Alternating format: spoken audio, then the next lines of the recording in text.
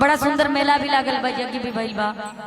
एगो जनी के साली कहत रही है जीजा जी, अपना जीजा जी के फोन करे तारी, कहत रही है जीजा जी सुनी ना, तो कहत रन का तनी जो दहजिया में दहेज में जो बुलेटिया पहले बानी रोआ तनी लेके आई ना तनी लेके आई हमरा के मेला दिखा दे, गर्मा गर्म जलेबी चाट पकौड़ी तो खियाई दे, लेकिन एगो रील भी बनावे के बा। बड़ा सुंदर भाव में कहत रहे उनकर जीजा जी, उनका समझाओ तरे कहत रहे, अरे आइल बड़ू माई के दर्शन तू करे, काहे के लगलू है सजे सवारे, तदिल बनी मंदिर के गेट पे जा और वीडियो बना के डालब नेट पे जा, बुलेट पे जा और बुलेट पे जा, ले चले घुमावे बुलेट पे जा। तैयार है आप लोग सुनने के लिए? पक्का? अब देखा भैया टीका लगा के एकदम उदास हो गए। अबे बिया भइल बा कि नहीं? तो ना भइल बा, तनी मन में सोच ला कि मेहरारू से निमन अगर साली मिल जाई और वही पे अगर दहेज में बुलेट मिल गई, आई हो दादा, है ना? आई और थोड़ा बढ़ा के आइल बड़ माई के दर्शन तू कर, काहे के लगलू है सजे सवार, आइल बड़ माई के दर्शन तू कर, काहे के लगलू है सजे सवार, दिल पर मंदिर के गेट पे जा, वीडियो बना के डालो नेट पे जा, अरे बुलेट पे जा काचा। अरे भैया तू तो ऐसे शर्मा गेला जैसे ससुराल में बैठल बड़ा। और दिल बने मंदिर के गेट पे जा, अब वीडियो बना के डाला नेट पे जा, बुलेट पे जा, बुलेट पे जा, ले चले घुमावे बुलेट पे जा, बुलेट पे जा, बुलेट पे जा, ले चले घुमावे बुलेट पे जा।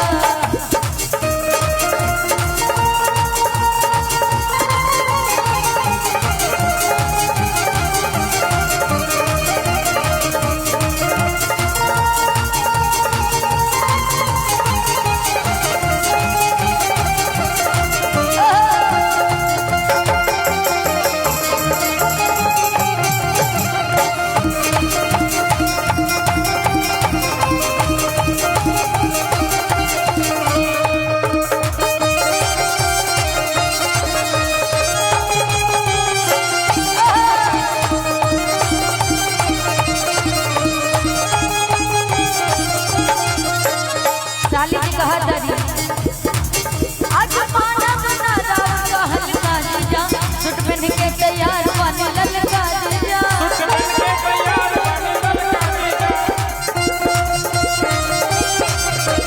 आज मानव ना राव कहल का जीजा, सुट पहन के तैयार बने ललका जीजा,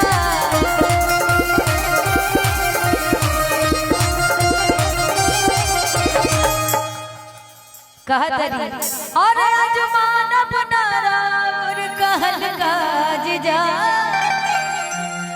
सूट पहन के तैयार बनी ललका जीजा, लेकिन कहत रही जीजा जी और नहीं मनबू तब बतिया सुना, लेकिन बात सुनने वाली तो है नहीं, जवन कहबू समनिया तवन, अरे हम घर ही लिया दे हो, डेरी मिल्क चॉकलेट 2 पैकेट ए साली खिया दे हो, लेकिन साली जी कहत रही और मानव ना हम चॉकलेट पे जा,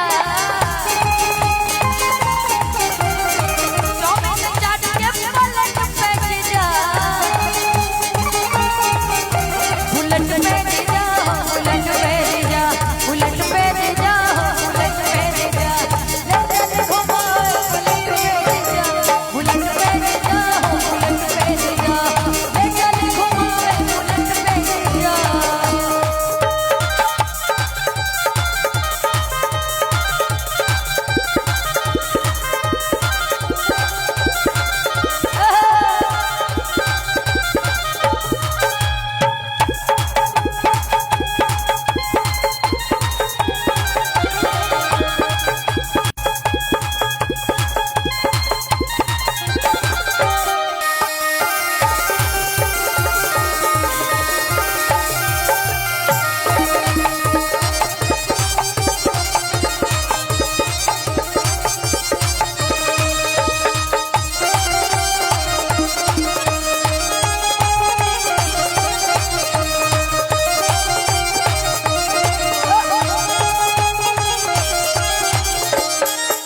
कहा चली हो आज मानव नरावर कहल का जीजा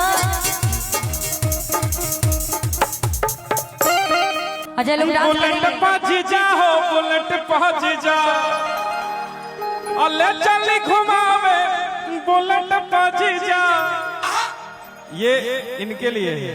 अच्छा मेरे लिए। अरे बैठ कह रहे हैं, उठिए ना भैया। कहा गया खेती वही करते हैं जिनके गांव होते हैं और भजनों में वही नाचते हैं जिनके। अच्छा जेकर यारो लोग खड़ा हो सकता है जेकर जेकर सुंदर सुंदर जीजा लोग बा। अच्छा हम यार बाप रे आप लोग भी अगर पैर का थकान दूर करना चाहती तो अपने जगह पे खड़े हो जाइए। जो के बीच जा रही है आप भी आ जाइए, आप भी आ ही जाइए। बोली दुर्गा मैया की कि जाता रुमाई के दर्शन तू कहाँ रे काहे के लगलू है साजे सवारे। जाता रुमाई के दर्शन तू कहाँ रे काहे के लगलू है साजे सवारे। मंदिर के गेट पे जा वीडियो बना के डाल नेट पे जा। आइए आप लोग भी उठ जाइए इनका बोली साथ सच्चे दरबार की। अच्छा ये मेरे को बड़ा सुंदर धुन पता है का अम्मा वाला गवाला पिया हो बहुआ दला गवाला अम्मा वाला गवाला पिया हो बहुआ दला गवाला। भैया काहे तना भागत रहा भोजपुरी बा बना लो के बढ़िया से का राजू भैया राजू भैया। अच्छा डांस करेंगे करिए ना आइए। अम्मा वाला गवाला पिया हो महुआ दला गवाला महुआ दला गवाला अम्मा वाला गवाला पिया हो महुआ दला गवाला। पिया हो महुआ दला गवाला काहे दला गवाला पिया हो अरे काहे दला गवाला पिया हो ओने पिया के गची काहे दला गवाला पिया हो निमिया कहे कचिया काहे दला गवाला पिया हो निमिया कहे कचिया। अम्मा वाला गवाला पिया हो महुआ दला गवाला।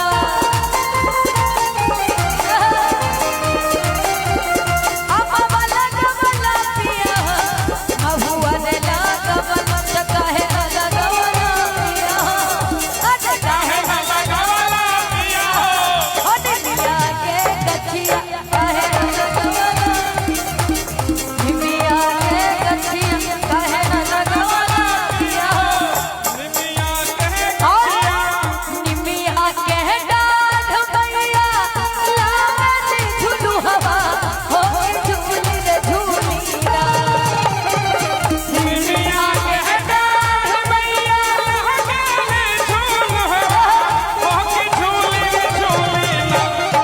हो के झूली रे झूलीरा। पूरे पूरे हाथ उठा लीजिए ऊपर और ताली बजा के और थोड़ा माता बहन आप लोग ठुमका भी लगाइए। यहाँ नहीं नाचेंगे तो कहीं नहीं। ये नाचने का दरबार है जो दीदी आपके पीछे। एक तो हम इतने छोटे से हैं खुद ही ढक जा रहे हैं। अरे हो के झूली रे झूली यो मैया मोनी गावेली किसिया हो के झूली रे झूली मैया मोरी गावेली किसिया हो के झूली रे झूली ना।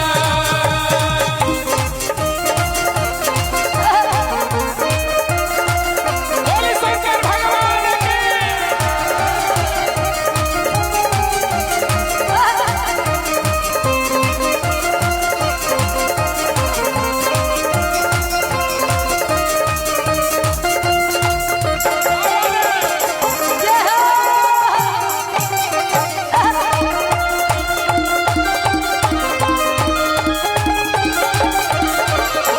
एक मिनट भाई ये लोग कंजूसी करत है ये लोग खाली सेल्फी लेवे बदे बोले ले रहे हैं। आराम से उधर सेल्फी हो रहा है इधर हो रहा है। खाली सेल्फी लेने के लोग डांस थोड़ी कर रही थी। अरे ज्योति माही बीच गई है तो ज्योति माही का सेल्फी होना ही चाहिए ना। वाह भाई 2 फुट का हाइट बा हमारा। अब हम देखेंगे कौन कौन। लेकिन पता है हम यूपी से हैं हमारे यूपी का एक चीज फेमस है पता है क्या। अरे यूपी वाला ठुमका लगा कि झारखंड वाला ठुमका लगा। देख लेली तोरे झारखंड में कितना ठुमका बा। देखा हमरा के बोला के लोग एकदम एकदम सेल्फी लेते हैं। अपना एरिया इधर आइए, इधर आइए, अपना डिपार्टमेंट में आइए। थोड़ा सा बस संभालिए, बहुत ज्यादा संभालने की जरूरत आइए। लेकिन हमको अच्छा, जब हमको नहीं समझ में आएगा तो फिर उधर दिक्कत होगा। बाकी तो आप लोग खुद ही इतने अच्छे हैं एकदम। थोड़ा थोड़ा हमको मालूम है कि जब संगत होती है तो थोड़ा डिफिकल्ट होता है, हमको भी हो रहा है, हमारा तो काम ही नहीं कर रहा है। आइए। अच्छा, ये इतने लोग हमारी माता बहन लोग हैं, जरा इसे कमर पे हाथ रखिएगा तो जिनका हाथ खाली है, तू का चुनाव लड़बू का फोटो खिंचवा के, ए बहनी चुनाव लड़बू का ऐसे खड़ा बड़ो। आइए। अरे यूपी वाला ठुमका लगाओ कि भैया जी को नाच के दिखाओ, यूपी वाला ठुमका लगाओ, नाच के दिखाओ, नाच के दिखाओ भाई, नाच के दिखाओ, नाच के दिखाओ, नाच के दिखाओ, नाच के दिखाओ भाई, नाच के दिखाओ।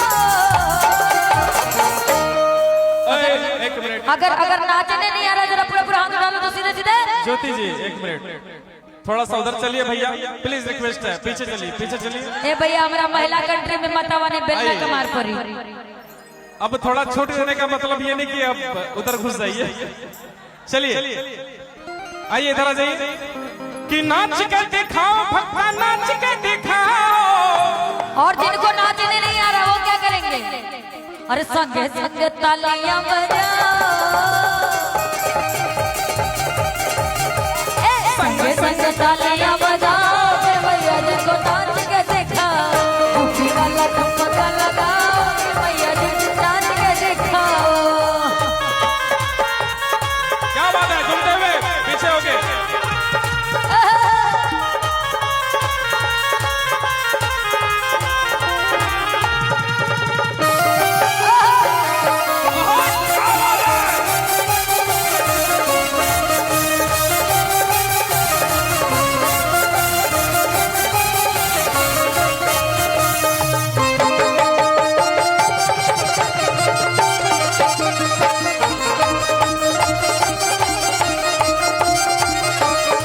लेकिन अभी एक झारखंड